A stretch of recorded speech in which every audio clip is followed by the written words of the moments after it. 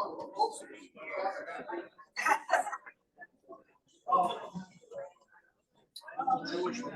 the, is it on?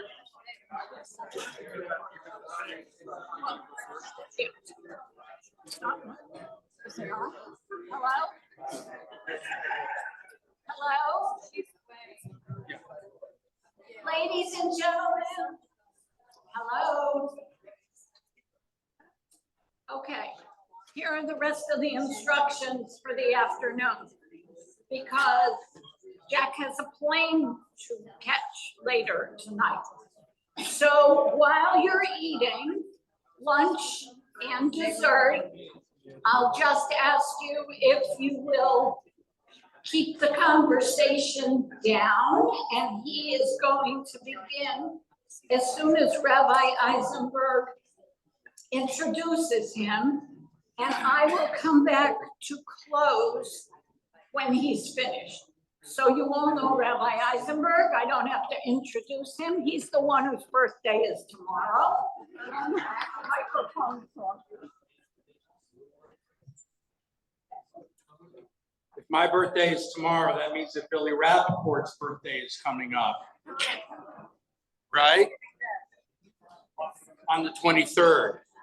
So we're gonna have to sing happy birthday to him at some point, my bar mitzvah partner. Okay, can everybody hear me all right? So we do want to encourage you to continue to enjoy the Kiddush luncheon. Go back for seconds, go back for thirds, take those or whatever. But we do want to ask your indulgence to just be as quiet as possible while we have the introduction and the presentation itself. And we would be most grateful for your cooperation. So now it's kind of strange for me to introduce Jack Rosenbaum. I mean, we've only known each other for 50 years, almost 50 years. We first met in 1975 at Camp Ramah in Palmer under the directorship of Donnie Edelman, Alav Sholom. Some of you may remember Donnie Edelman, who was running the camp at that time. And even when I first got to know Jackie, and even as the years went on and we spent more time at camp together, I was always impressed by his unique ability to connect with people, especially young people, but to just form connections and friendships. So I mentioned earlier that Jack is a distinguished lecturer and educator in the field of Shoah, the Holocaust. And he spent about how many years? 23 working as the assistant director and director of the southern region of the March of the Living. Many of you, I'm sure, have heard of the March of the Living. And before that, he was the education director at Temple Bet Am in Margate. So he has extensive experience both as a general Jewish educator and as a Holocaust educator. And since he left the position of director of the March of the Living in the Southeast region, he has taken the initiative to create and become the CEO and the lead educator of an organization called HEAL, H-E-A-L, standing for Holocaust Education Advocacy Leaders. And he's also the president of Jack R. Consulting. This is an organization that provides expertise in informal education and leadership techniques. He holds certifications from the United States Holocaust Memorial Museum, Yad Vashem, Auschwitz Museum, Polin Museum, Moffat Institute in Jerusalem, and Facing History and Ourselves. So I have been privileged to call Jackie, I call him Jackie, a friend for all these years, along with Hinda and his wife. And in a few weeks, Judy and I are going to be going to Florida for Thanksgiving. for the first time in forever to spend Thanksgiving with my mother in a town called Boca Raton. Some of us have heard of that place, Boca Raton. And one of the things we most look forward to is having Friday night dinner, Shabbat dinner with Jack and Hinda. And you forgot to put something on your bio for her. You forgot something. They are proud parents of Rabbi Sammy Rosenbaum, who was ordained by the Ziegler School of Rabbinic Studies in Los Angeles, the conservative movement's educational arm and rabbinic training arm in California. Sammy, and you'll straighten me out if I'm wrong, Sammy is now assistant dean at the, so far am I getting it right? Okay. Sammy went from ordination to become assistant dean at the Ziegler Rabbinical School with a primary responsibility of going out and recruiting prospective rabbinical students to enroll in that school. So I will say, here want to become a rabbi? anybody, it's never too late. It's never too late. But I will end this way too long introduction by saying, and this is an expression that sometimes drives me nuts and off the wall, but in this case, it holds true. The apple doesn't fall far from the tree. Definitely holds true in this case, because Jackie and Hinda both have been serving for many years as dedicated Jewish educators, and Sammy is following in that tradition. I know how proud they are of him, but I will also say that he is extremely proud of them. So Jackie, the floor is yours, my friend. Let's hear it for Jackie.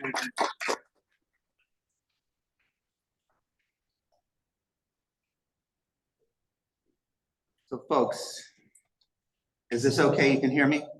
Okay. I want to warn you that we have like smaller speakers over here for some of the videos that you're going to see. So when the videos come on, you know, we don't have it's plastic plates, right? Okay, so we won't be so much clanking. That's good. So when it comes on, just, you know, listen more closely, because to move the microphone around is a little crazy. So I had an opportunity about 7 years ago to do a Band of Brothers bucket list tour. And there are a lot of them that go to Normandy. And then this particular tour followed the 101st Airborne from D-Day, or even before D-Day, all the way through the end of the war, when they ended up at Hitler's Eagle's Nest. It was very storied. How many people in here have seen the series Band of Brothers on HBO? Okay, good. So if you haven't seen it, after you see this, I believe you're going to want to watch the 10 amazing episodes that are relatively accurate according to Hollywood, which is really interesting. So I went with my friend who is also a Holocaust educator, and we went there with the excuse that we're going to teach you about the Holocaust, because guess what? The 101st was involved in liberating a camp. They got there the second day. The series shows you that they got there the first day. Really, they didn't. They got there the second day, but they were very involved in liberating the camp. So to begin, they started out at a place called Tekoa in Georgia. And in Tekoa, a lot of people were thinking about the idea of attacking from the air. It was new. It was new to warfare in those days. The Nazis already had mastered it. Okay, so the Americans and the Brits and others, they decided we have to try it. So they created the airborne, and they trained in Tekoa. And at Tekoa, there was this mountain called Currahee, and that became their. If you saw the program, you saw that they ran up and down Currahee, and they were vomiting and all this other stuff. You know, when you're in training, those of you that are veterans, you know exactly what I'm talking about. So the issue that happened there was that in Currahee, it means that we are standing alone. It's an Indian word, and the mountain's named after, you know, this, you know, back 1600s or something. You know, we took this land away from the indigenous people. We did. It's just the way colonialism was at that time. And it was part of the lore in Georgia, in Tekoa. By the way, there's beautiful falls in Toccoa. Those who've been to Georgia, there's a beautiful falls over there.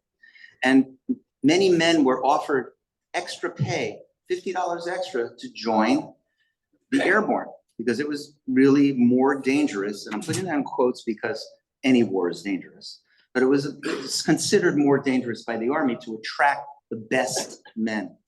And they created the 101st Airborne, and they called it Easy Company. And it's interesting to see that they became known as the Screaming Eagles. Right? And remember the patches. You guys have seen it. You know, if you haven't seen it, watch the show. You'll be able to understand it a lot better. And those of you that have served, you understand the camaraderie that happens in your units. Okay? Anybody that belongs to a club, or if you belong to a shul, there's camaraderie that you have with those that are going through it with you. And that's what this is all about, with it, in particular for men that served. Now, they were Company E, part of the 2nd Battalion, the 506th Parachute Infantry Regiment. You know, this is the way they work in the Army with all the levels, right? Of the 101st Airborne Division. Okay? Let's go on.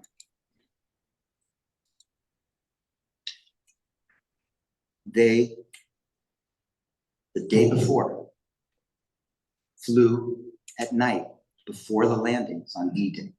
A lot of people don't think of that. But they went behind the lines. Okay? The Nazis knew that they were going to attack. We go back, I'm just going to go back for a second. And if you look at this map, okay, so here's the English Channel, right?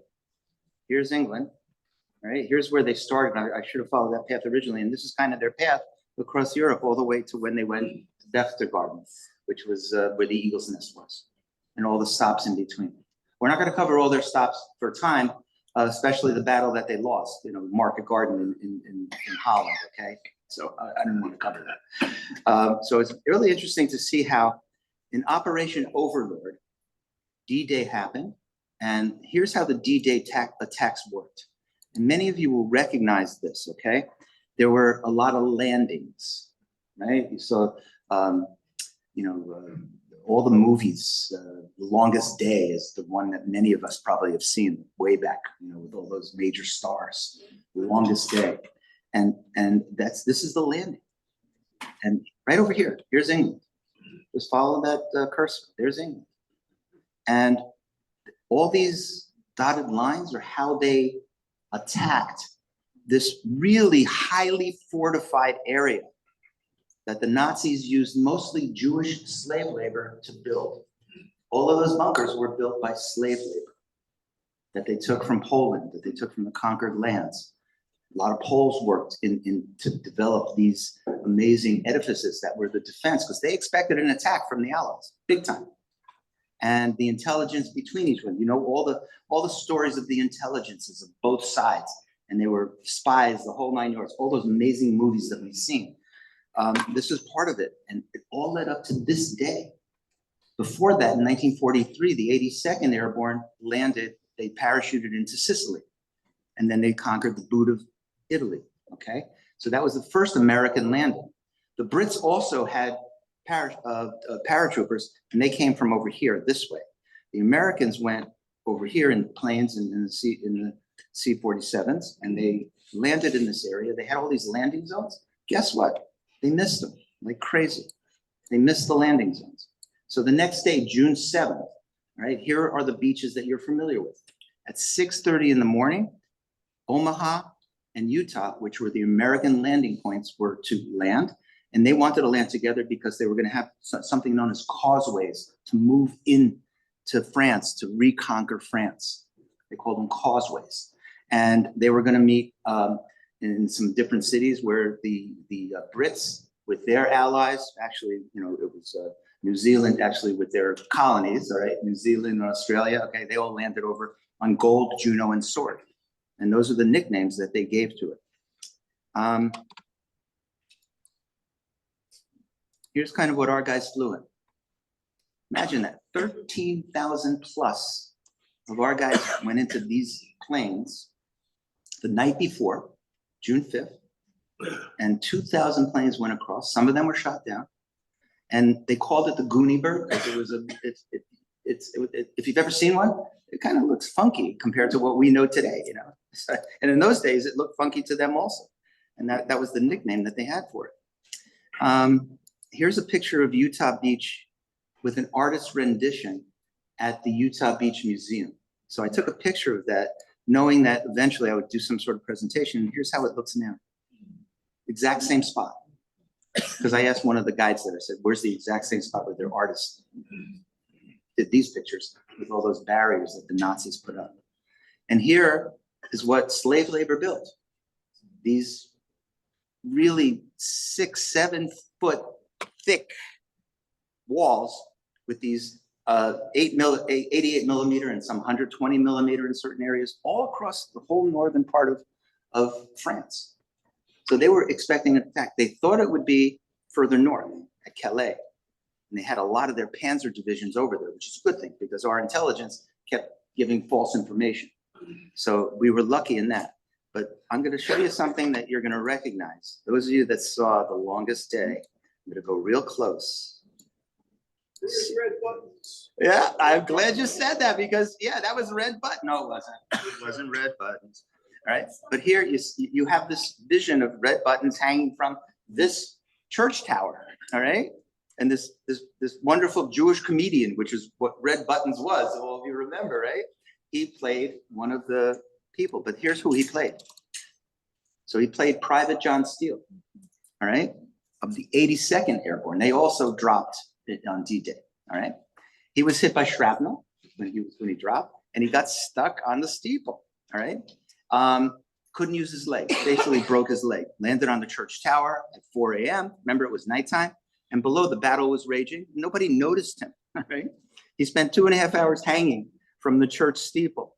After trying to cut free with a knife, he dropped his gun, played dead, and avoided becoming a target. I was standing right there. It was part of our trip. I was just seeing The Longest Day in my mind the whole time. It was amazing to see that. He finally cut himself free. He was taken prisoner by the Germans, but guess what? He escaped, and he lasted the war. He fought in the Battle of the Bulge. He rejoined his unit. So, such pieces of heroism that we don't even think about, that he escaped the Nazis. It wasn't so easy to do. So when I think about this, you know, the heroism of that greatest generation, I also had to share this with you. So look at this. 160,000 Allied forces landed in Nazi-occupied France. It was part of the biggest air, land, sea invasion ever performed. More than 9,000 Allied soldiers were killed or wounded in the first 24 hours. Okay? A lot of people don't know that. It was if you landed first, wow. Just think of Saving Private Ryan, which many people who were on that beach said that was relatively real for them. And people had PTSD when they rewatched that experience, that invasion. American deaths, 3,184. Missing, 1928, 1,928 of our soldiers. 26 were captured, including Red Buttons, but he escaped. Of the total United States figure, 2,499 casualties were from the airborne troops. All right, I'm going to show you why in a second. All right, the Brits lost a lot of guys also, 3,000 of them. Germany is estimated to lose about 4,000 to 9,000. We never got the final figures. Historians are still arguing these numbers. 2,000 tanks, the Panzers, right? Because the Nazis had incredible tanks, really. They were actually in Calais, but they started to come down, and Hitler was sleeping. They didn't want to wake him up. You probably saw that as part of the story in The Longest Day, if you remember. And finally, when they actually woke him up, he said, get the Panzers down there. But they were a little bit too late, and they lost most of their tanks. 70 were left, which was a good thing on that first and second day. Now, remember in Band of Brothers, we talked, there was the platoon, okay, and Easy Company. And they had a captain, which originally was a lieutenant named Dick Winters, that I'm gonna tell you a little bit more about him.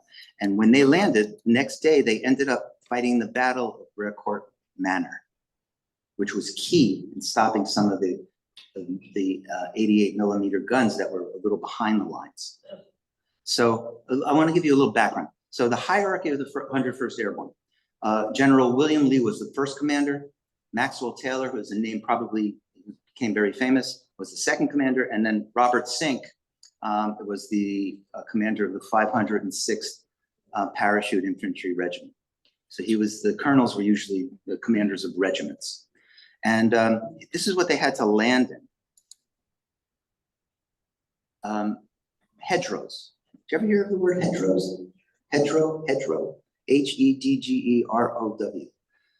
All over Europe, especially in France, in this area in Normandy, the farmers would plant all these trees and it would separate their farmland.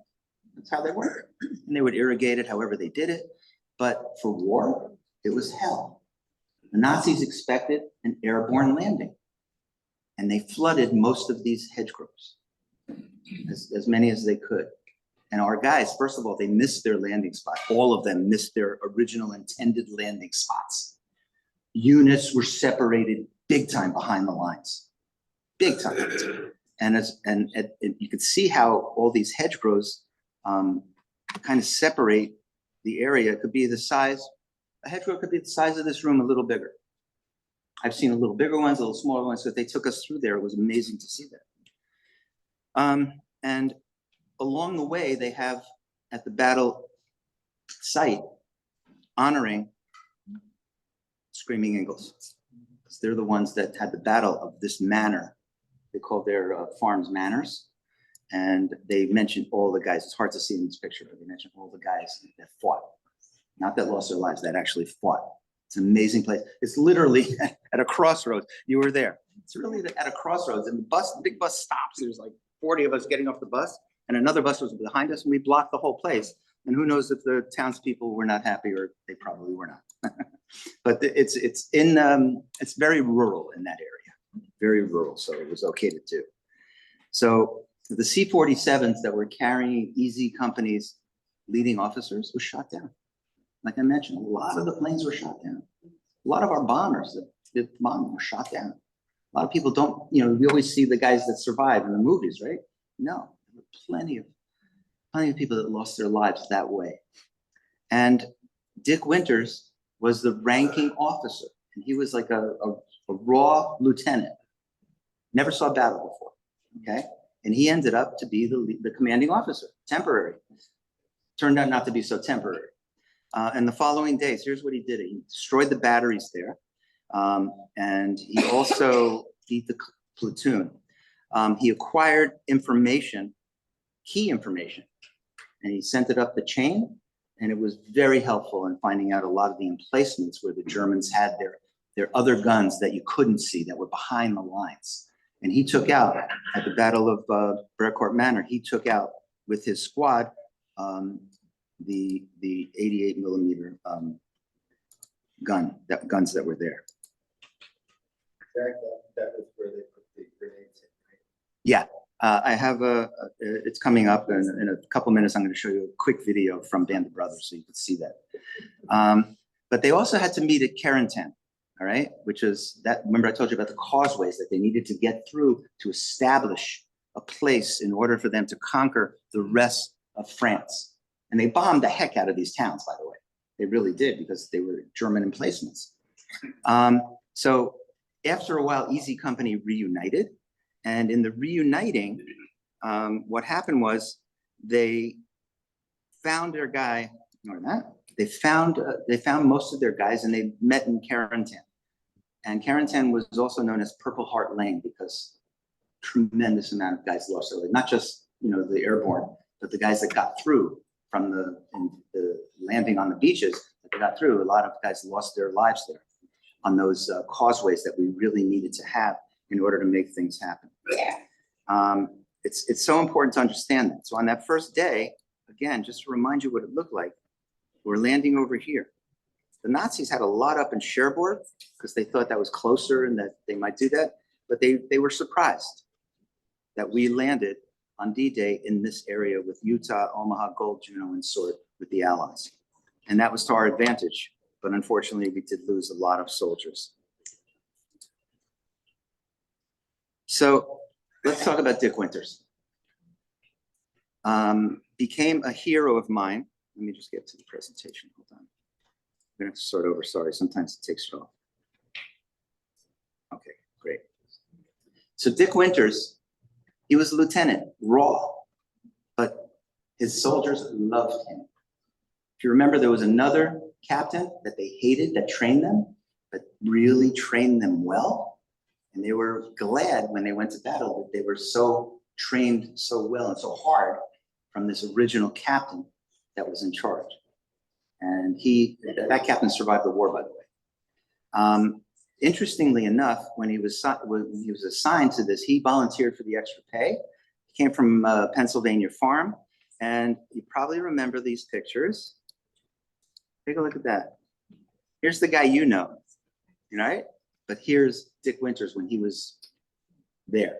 So he posed, Damian Winters posed exactly the way Dick Winters posed in order for us to see. It really helped me to understand, how similar they were. By the way, he's British, by the way. I don't know if you knew that.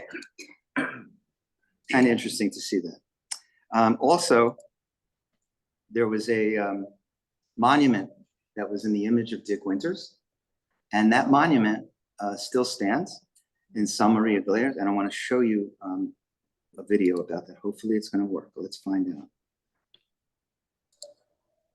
Dozens of people from different nationalities gather in a huge church that marks the center of the tiny French town of Saint-Marie-du-Mont to pay tribute to the men who helped liberate their community 68 years ago. A church confessional still bears the signs of the struggle between U.S. and German troops. Several bullet holes are noticeable on the wooden door. Reporting from Saint-Marie-du-Mont as part of our Hang Tough, Dick Winters in Normandy project, I'm Tim Lambert. This was in As the church 2012. bells rang out, marking the end of Mass, hundreds of people made their way down a narrow road to catch a glimpse of the monument dedicated to all junior U.S. military officers, the first and second lieutenants, as well as captains, who led their men during the Allied invasion of Europe. The leadership monument was made in the likeness of the late Dick Winters of the 101st Airborne Division and leader of the Band of Brothers. Winters, who lived outside Hershey, gave his approval for the project before his death. The crowd on hand undoubtedly was there because Winters is so well known across the globe. But speaker after speaker made sure to mention it was the leadership of men like the Central Pennsylvania native who helped turn the tide of the war.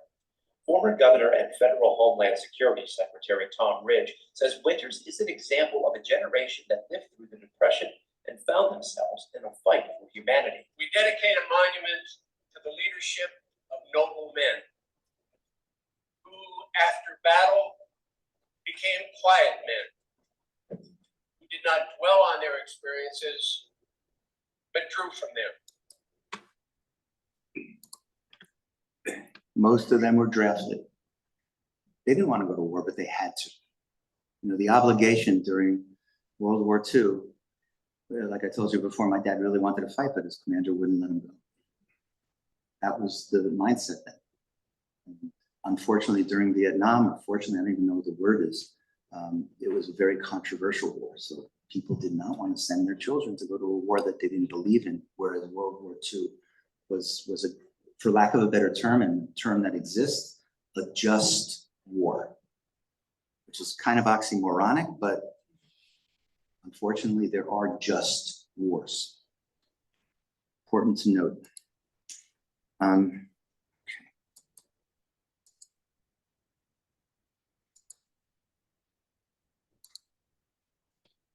Bastogne. The next, after 5-6 weeks, all right? Because remember that after a while they were serving, they went to Market Garden before this. We're not going to talk about Market Garden. We tried to, free Holland, but it didn't work, and then eventually we did. So they fought at Market Garden, but then they ended up at Bastogne. Bastogne was the Battle of the Bulge. Okay, that city was a crossroads and important for the Germans and important for the Allies. And when the Germans punched through towards the end of the war, this was in the winter of 1944.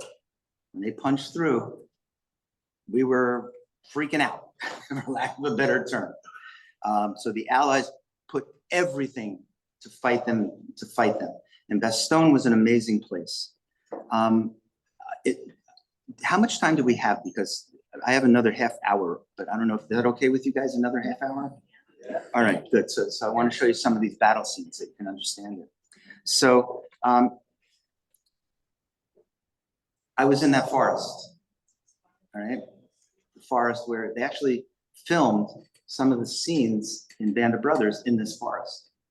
And here's kind of what the trees, here's a foxhole that is filled in now, but they had to dig their foxholes, you know? If you were a grunt, if you were a GI, you were in the army, you dug in. That was the first thing you did, okay? And you'll see some of the scenes how they dug in. The trees surrounding them, you can see the trees and the relative size of them. These trees were all gone at the end of the war because of the fighting, and they regrew. Naturally so, forests regrow, thank God. And you can get a picture of maybe a couple other foxholes where trees are growing out of them.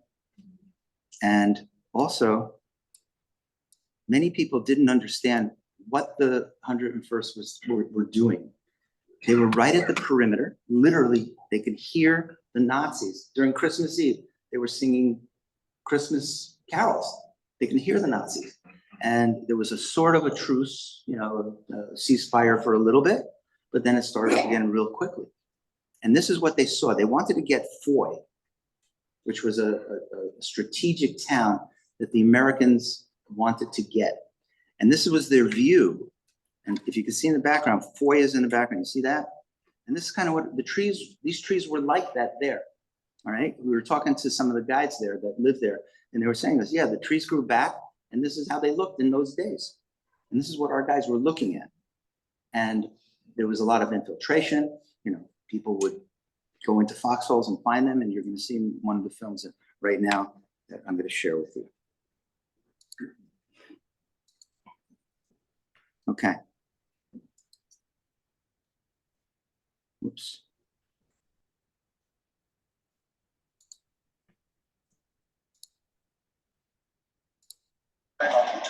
Oh.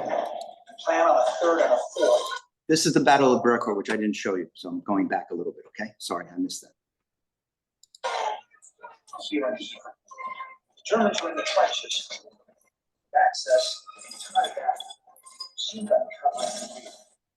We established a base of fire. The front was hard to back. Because it was the base.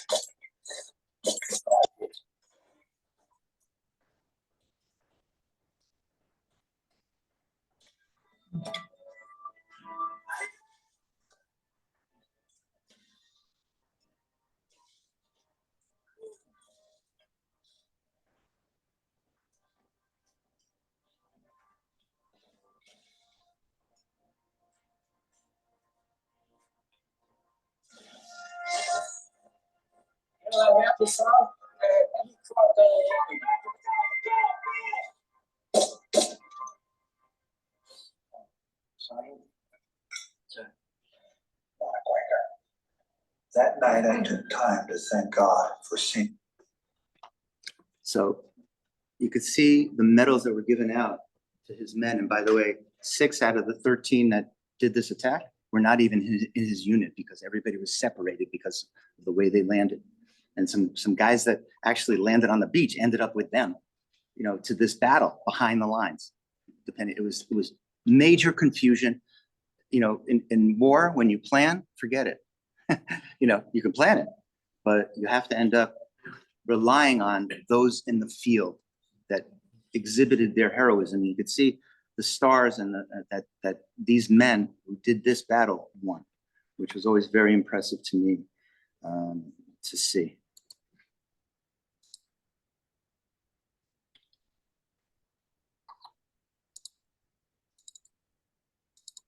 I'm sorry, I gotta get back in. Sorry.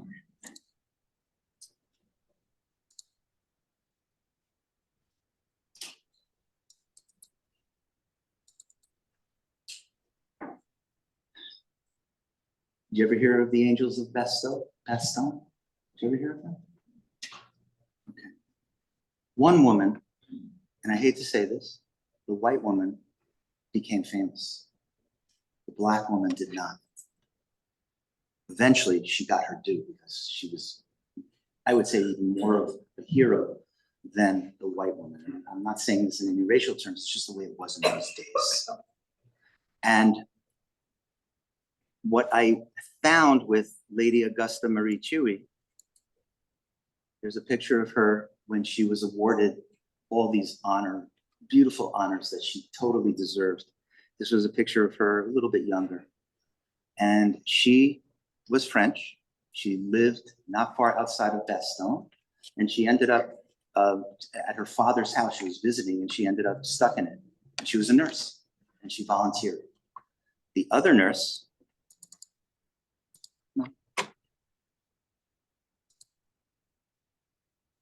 Renee Lemaire, is the one that is being given accolades in the Band of Brothers.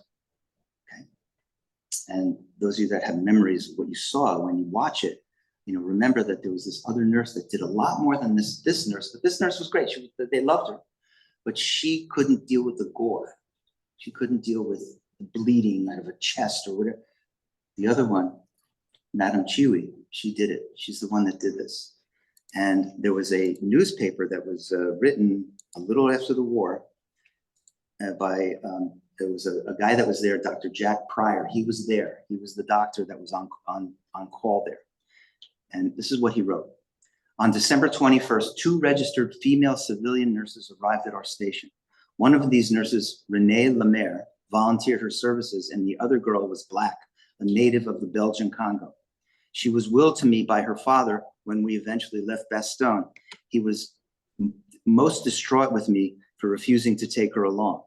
They played different roles among the dying. Renee shrank away from the fresh, gory trauma, while the Congo girl, and I was taken by this way he wrote it, was always in the thick of splinting, dressing, and hemorrhage control. Renee preferred to circulate among the litter patients, sponging them, feeding them, and distributing a few medications we had, sulfa pills, etc. The presence of these 2 girls was a morale factor of the highest order. And they didn't do it in the church that they show. It was actually, it's now the place where they had this place is now a Chinese restaurant, believe it or not, in Bastogne. But it was, and half of Bastogne was bombed, to smithereens, and the other half survived. So some of these buildings did survive, so we saw that. Let's read this. The line at Bastogne, Easy Company was once again called on to help push the Germans back through the bulge. Looking across the field at Foy, I could see enemy troops. I still couldn't see their artillery, but I knew it was there. I read an article about paratroopers in Life magazine. Talking about the training, how hard it was. Said if you want to make it as a paratrooper, you had to be the best. I want to fight the best, sir.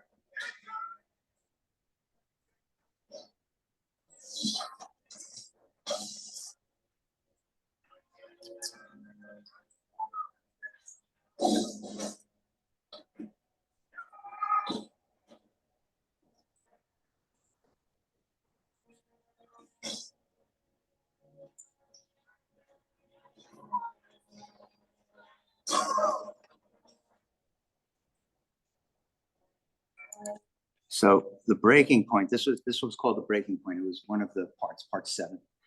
To watch the Battle of Bastogne actually happen, on Band of Brothers. Those of you that fought in wars and you understand that, and I'm sorry if I brought back any bad memories, but it's important to note how difficult it is in any type of war.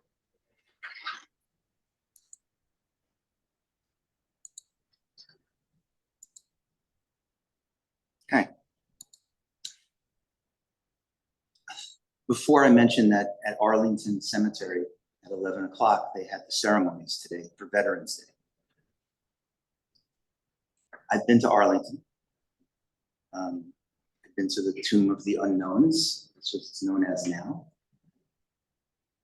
And I've seen those rows that you're all familiar with, those perfectly placed rows of Magen Davids and of crosses. Now they have Muslim memorials now, but after World War II, they did not. And I went to 2 on this trip. Of everything that we saw, these were the two most profound places for me and my companion, my good friend Harry, that was with us. Omaha Beach, where we lost so many men. We visited, we left stones. We saw other Jewish people leaving stones at the Magen David's, right? It was important to do that. And we also visited a lot of the crosses because these were heroes. These are people that literally paid the ultimate sacrifice. And when you go there, the perfectness of this place,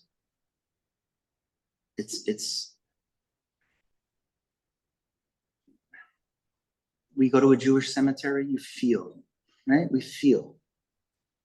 But here, as Americans, when you go here, and the French revere, especially in Normandy, boy, do they love us. As much as you hear about France not liking the United States, sorry, in Normandy, wow. And France was really behind helping and maintaining these cemeteries. Our government has a big slice of change to make this happen, but it's really important to see just the beauty of it. And the flag is always at half staff, always. I don't think it is at Arlington though. I don't remember. Somebody might know that. And obviously, like I want to prove to you that we left stone, so I had to take a picture of it so you could believe me. Me too. Yeah. So, but we also went to a German cemetery. We went to a German cemetery, and it was not on the itinerary. Our guide said, "We have some time. I want to show you something. I want to give you a treat." And she said, "We're going to go to a German cemetery." Me, with my background, I was okay. My friend went in. Harry went in. Phyllis, all right? And I walked in maybe 10 or 15 feet, and I saw on the right SS. I wasn't going in that cemetery. I couldn't bring myself to walk into a cemetery like that. You remember when Reagan went to Bitburg? Do you guys remember this? When Elie Wiesel chastised him and said, "Mr. President, that place is not your place." But he still went because in Bitburg, it was mostly an SS cemetery. This was a cemetery because SS fought at the battle at Normandy, and SS were buried there, naturally so. Raise your hand if you think or call out, who maintains the German cemeteries? And there are a lot of them in Normandy. Who do you think maintains it? They're maintained, not like ours, nothing like ours. People in Germany, they lost loved ones too. So there's charitable organizations that almost immediately after the war wanted to find the German bodies. And by the way, the French at the end of the war, after this battle, trust me, they mutilated quite a few German bodies. Right? The American bodies, the Brits, they did not mutilate. They saved them, almost like when I told you about that movie, Saving Chance. Okay? So it's interesting to think about that, of what war can do to otherwise good thinking people. And then we went to Luxembourg. There's a military cemetery there because that is just outside the Battle of the Bulge. Luxembourg borders, you're very close to Bastogne. And here's a picture of the front, and most of the cemeteries have something like this, to give you a sense of it, which was really amazing. Guess who's buried there? You heard of this guy, huh? He's the guy that supposedly bailed out, the Battle of the Bulge, right? We have somebody buried there. We have somebody buried there? Eli Allenson is buried in the Luxembourg American Cemetery. Wow. That's Morris Allenson's uncle. Wow. So Patton said, "I want to be buried with my guys. When I die, this is where I want to be buried." Because they brought, after the Battle of the Bulge, they started to gather up the bodies and decide what they're going to do with it. And they ended up creating this amazing cemetery that's here. In the background, you could see the chapel. See it? The entrance is sort of this way. All right. So with the chapel, took a picture of the inside of the chapel because I felt it was important. It's very high. Roof is like 35, 40 feet in the air, right? And it's a small, small chapel. And if you look closely, okay, you see the cross and you see the Magen David, okay? And it's in most, if not all of our military cemeteries, the Jews and the Christians are represented. And nowadays, since, recent times, the Muslims also, because, they have given their lives for America as well. So it's important to note that in how we honor our fighters, those that assure democracy for us. Okay.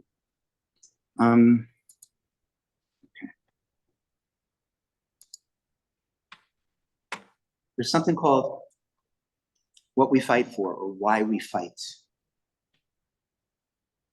Has anybody ever seen any films of the liberation of the camps by our guys, our 19-year-olds that came from the battle-hardened 19-year-olds, okay?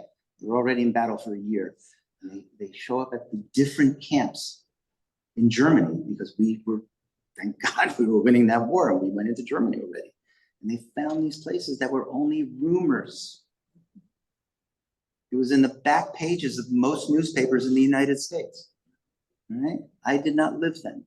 I didn't, but when they talked about the atrocities that Nazi Germany was doing, it was buried in many newspapers. New York Times buried a lot of those stories. They reported on the stories and they put them in the newspaper, but there were reasons. There were political reasons, there were diplomatic reasons, so many reasons why we couldn't really see this coming, although people saw it coming. It's very oxymoronic when you think about it. And when we talk about what we fight for, and that was part 9, we stopped at Dachau on our tour, okay? And in Dachau, Dachau was the mother camp. Most major camps that you heard of had at least 30 to 40 satellite camps. That's the way it worked with Nazi Germany. This is the administrative of Dachau, and they administered 30 or 40 camps all around Germany, not far from it, okay? Could have been labor camps, it could have been farms, it could have been whatever it was. But Dachau was a place where mostly political prisoners were put, whereas most of the German concentration in Germany, that's political prisoners or criminals, that's where they were put. Some Jews, but if they found out you were a Jew, eventually they would put you into something that you're about to see that was hardly used in Dachau, something like this. You know what that is? It's a gas chamber in Dachau. Very clean. There are people here that have been on the March of the Living. And remember what we saw if you were on the March of the Living in Poland, because that's only in Poland, those were the well-used gas chambers. And you saw blue from the Zyklon B. Here you didn't see it. And this wasn't cleaned after the war. They hardly used the gas chamber in Germany, the gas chambers. Interesting. And yet, before that, in 1938 and 39, they had what they called the T4 experiment, Tiger Strasse 4. It was a hospital. And there were 3 other hospitals around Germany where they took their own people who were either mentally incapacitated or physically wrong in the eyes of the Aryan master race. And they would say, we're taking your child to the hospital, and they would take them and they would round them up after 3 doctors signed off on this, and they would put them in mobile gas stands. Take a pipe from the exhaust, and they would be asphyxiated by carbon monoxide. Almost 200,000 Germans were killed that way before they even thought of using it on the Jews. That's where they got the idea. That's where they got the idea. They did it to their own people. So if you look at people that are less than you, that's what you become, less than you. You're subhuman, it doesn't matter. So these people that were incapacitated in different ways, mentally or physically, were Untermenschen concepts. Okay. Here's the outside of the crema and gas chamber. It's in pristine condition because it was hardly used, okay? They stored bodies in there, as a matter of fact, and they cremated the bodies a lot, but that's what they did at Dachau. The sub camps, and by the way, here's a picture of what Dachau looked like when it was in use. I took a picture of the picture so you can see how big it was. And these are almost exclusively political prisoners and criminals, okay? They did have ovens, okay? And again, not used as much because they had so many people dying of disease that they just made fires outside. That's what they did, many of the camps. The 12th Armored Division was the one that liberated Dachau, okay? And this is what they discovered. It's hard to look at, but that's on the first day what they discovered, okay? Some bodies burned, some not. Now, this scene out of all the Band of Brothers scenes really took me because we couldn't go to Kaufering because it doesn't exist anymore. Kaufering was one of the sub-camps of Dachau. So they took us to Dachau, you know, where it happened. They had pictures of Kaufering inside the museum at Dachau. But watch this and think about how a young soldier. A lot of those soldiers, I've thought about this. Let me get the right That one. man and I might have been good friends. Hold on. That's not the right one. That's one, okay.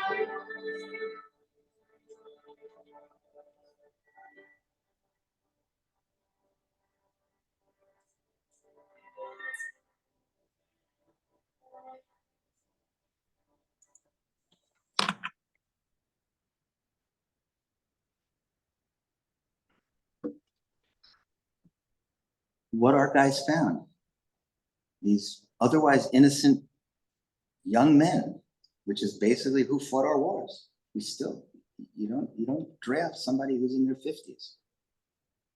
And they fought, was on their minds forever.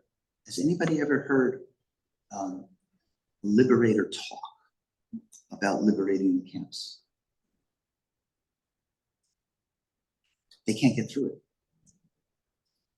They can't get through it. Very few are as polished as some survivors of you who you have probably heard from, because the survivors got past their PTSD.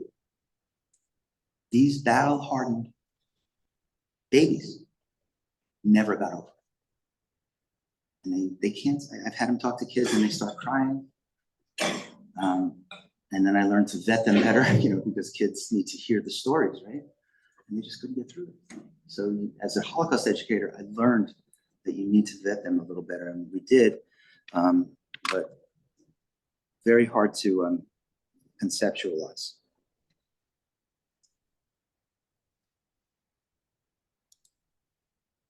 Okay.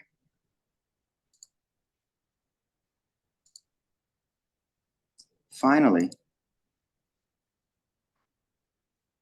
this was so anticlimactic to our trip because we were following the steps of the 101st Airborne. And when you go to Dachau as part of this trip, and then the next stop was Munich. We went to Munich, which was the birthplace of Nazism. And then we went to Hitler's Eagle's Nest, where he, treated himself like royalty. And all of his subordinates, like Himmler and Göring, and mentioned 20 other names, they had villas there, paid for by the German people. amazing place, except when we went up there. One of the first, you go up sort of the mountain a little bit, and then you see this. This is the entrance to the elevator that probably is, if you take four of these tables and make a square, that's the size of the elevator. So about 40, 50, maybe 60 people could fit in the elevator. And they're still using, listen to this, Nazi ingenuity and Nazi technology. They're still using the same engine to get you up and down. When we heard this, come on. And the thing went really fast, you know, we were amazed. So a country that had the ability to do that also had the ability to do what they did during the Shoah.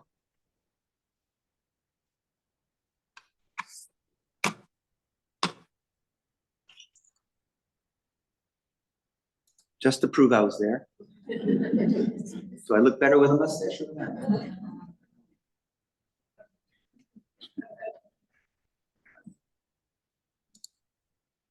And this is a picture of it from an aerial view that I got off the internet, honestly, because I wasn't up in the air when I was up there. But I had a sense of nausea when I was walking around this place, seeing how incredible it was. And by the way, the Band of Brothers, these guys ended up there and they got drunk out of their minds. You will see that in part 10. They took a lot, all right? There was a lot of black marketeering at the end of the war by our guys to take whatever the Nazis had, and they did. Your cousin, my Uncle Larry, when he served in Germany, Larry was not a fan of the Germans, remember? Yeah. So in closing, I wanted to show you this about Dick Winters. Everybody was a hero who fought in that war. And even the guys that had shell shock, as it was known then, right? They were heroes for what they went through. They have a segment in Band of Brothers about someone that goes through PTSD on the battlefield and the guy loses it, you know?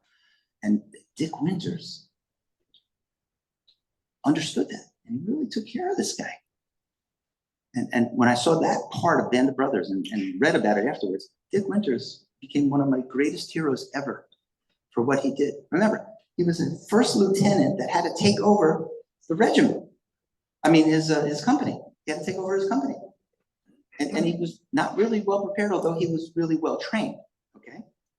And this is what he did. But here's an interesting thing that I wanted to end on that I thought you would appreciate. Let me just get in here.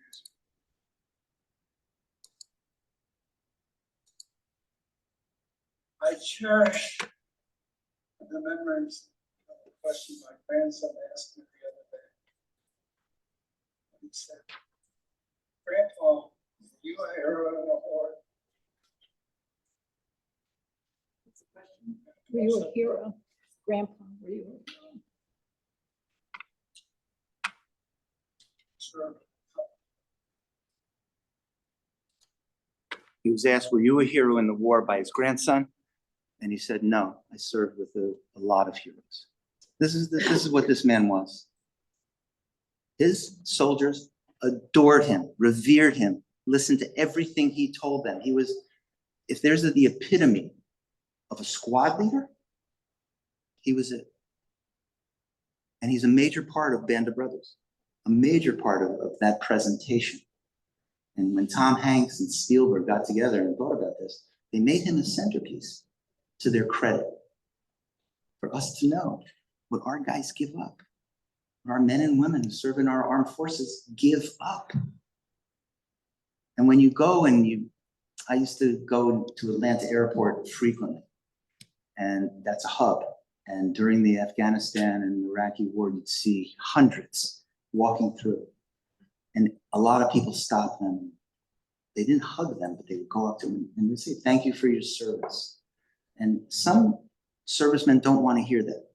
They don't want to hear it. They're doing it because this is what they want to do. Because our army today is volunteer. There's no draft. So when you see somebody wearing that uniform, even if it's National Guard, wow. They do protect us. And our world is really tough nowadays, my friends. You know, unfortunately, evil is rearing its ugly head again, big time. And we're seeing it in our country, like we saw it back in the 30s and into the 40s, when the Bund was relatively strong in our country. Some of you, I don't know how far you go back, if you're anybody from that time. So we're seeing other forms of evil present themselves in our country when we got out of our isolationism, has become the protector of freedom. Like it or not. Like it or not. So thank you for spending time with me. I'll take questions. I hope I can answer them. If I can't, I'll tell you I can't.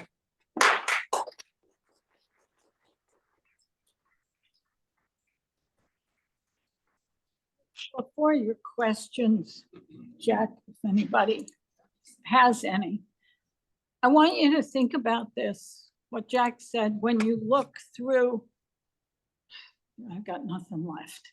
When you look through the book of the bios and you see people in here whose names you recognize or whose names you don't recognize. We've been around a long time here at Rodeph.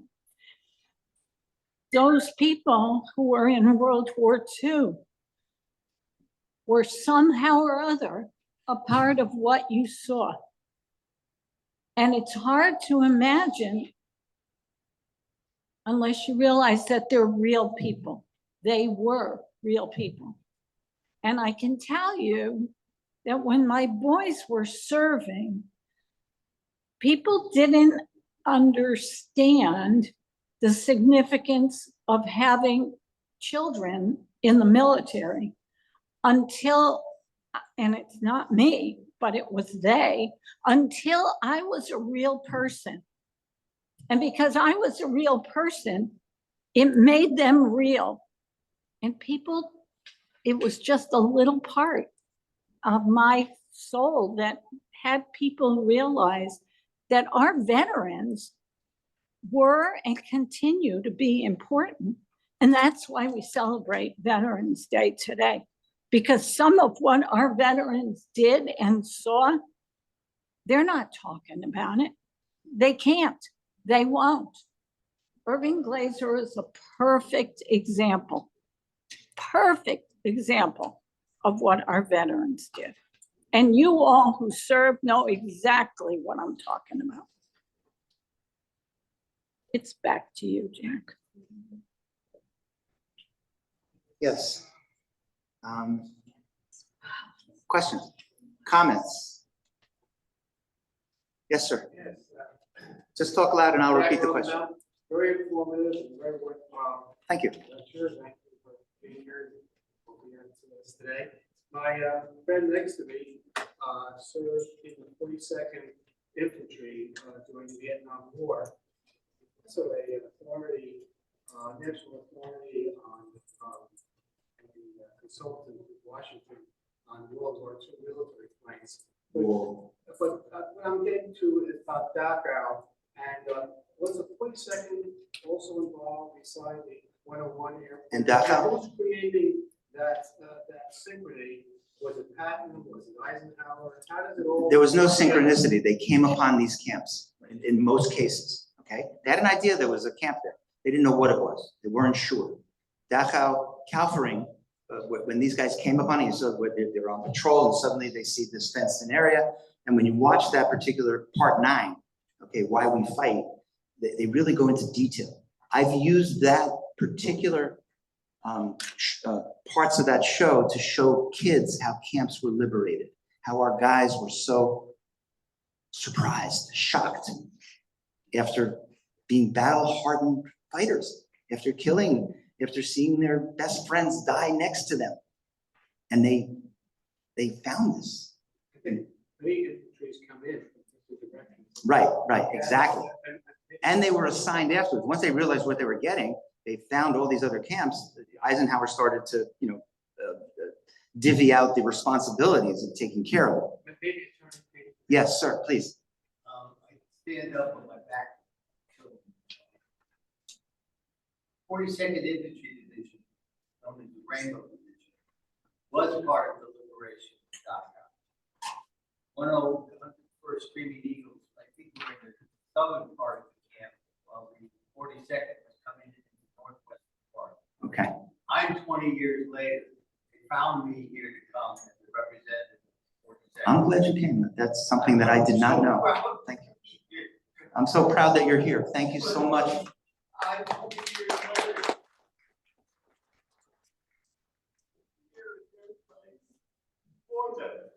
But both units were liberated to camp, 42nd Infantry Division and the Yes. 101st Screaming Eagles. I will not forget that. Thank you. And the 101st came the next day. It's not accurate that they found it. They didn't. Well, it's also not well known that there was a hospital in Dachau where German wounded were kept for being helped. They didn't care about the prisoners dying or doing anything else out there, but they're worried about that. And what's the little known fact, 200 German wounded patients were actually machine gunned by the 42nd Infantry Division. They were so outraged by what they saw. And there are very few pictures of the end result. Society doesn't know that. The outrage was so great. At They first, tried to kill as many of them. At first, there was a lot of, for lack of a better term, murdering of those individuals that murdered the Jews and enslaved people. Once they realized what they happened upon, they started, reeling them in, and the military discipline came back. But it happened in almost every camp where commandants were, if they found them or second in command, they would kill them. And they would let the Jews in certain places go after them and beat literally the life out of them for what they did to the Jews.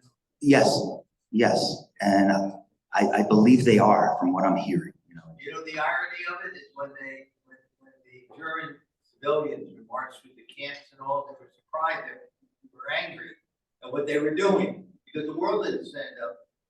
When you watch, Christianity failed their Jewish brothers. yeah, that's right. That's exactly when you Those watch. didn't have to get. Yeah, exactly. When you watch episode 9, pay close attention to the Germans that are the actors playing the Germans of the town. They portray it amazingly well, as far as the stories that we've heard from soldiers, mostly from soldiers, eyewitnesses. Eyewitnesses have told us all this. That's how Spielberg and Tom Hanks got their information. They had a lot of advisors for this particular series. And that's how we know. It's from eyewitnesses, not from news stories. Well, I'm honored, but they struggled to find a member of the 42nd Infantry Division in Connecticut, the New York outfit. I'm so glad you came. Thank you so much for being here. It'll be fun. And thank you for doing what you did 20 years ago and more. Thank you so much. Go ahead. Yes, ma'am. Speak up and I'll repeat your question. My husband and I went to Normandy. We took the train from Paris and met a guy. And he took us around. And until you walk that landscape, you can't possibly imagine what was going on there. I mean, the sitting ducks, the bunkers are still there. And then at one point, we went to the cemetery and then he said, "Do you want to go to the German cemetery?" And I said, "Well, what do you mean the German cemetery?" Did you go? I was astounded Okay. that there was a German cemetery. So this young lady was telling us that she went to Normandy and did something similar to what I did and saw the same things I did. If you ever go there, it's kind of like you have to be there to witness it. You could see it in film, but when you're there, wow, do you feel it, right? You felt it. Yes. And horrifying that the ages of both the Germans and the Americans and the British and the French were all 17-year-olds. All young people fought that war. One last question, if I may, because the hour's getting late. As a Holocaust educator and I know you circled around this a little bit earlier, but as a Holocaust educator, how do you answer, in light of ongoing questions that have been popping up over the years? Could Nazi Germany, could 1930s Germany ever be repeated, right? Could it happen here? What would be your answer nowadays to that challenge? I thought you were my friend. Yeah. The short answer, Yes. did it die? Hello? Yeah, I think it died. Done. You have to yell. The short answer is we are now in perilous times in our world, not just in the Middle East. I'm sorry. Just read the news carefully.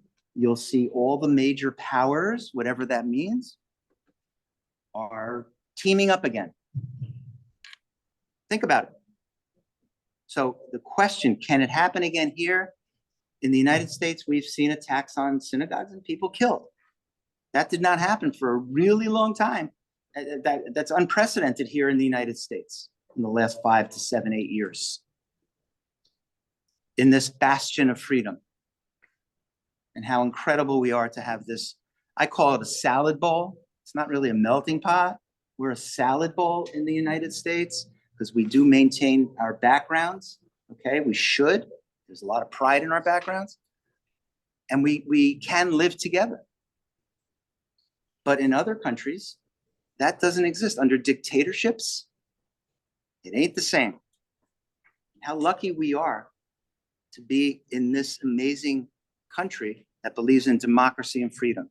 Taking it one step further for the idea about Israel, Israel is the only democracy in the Middle East.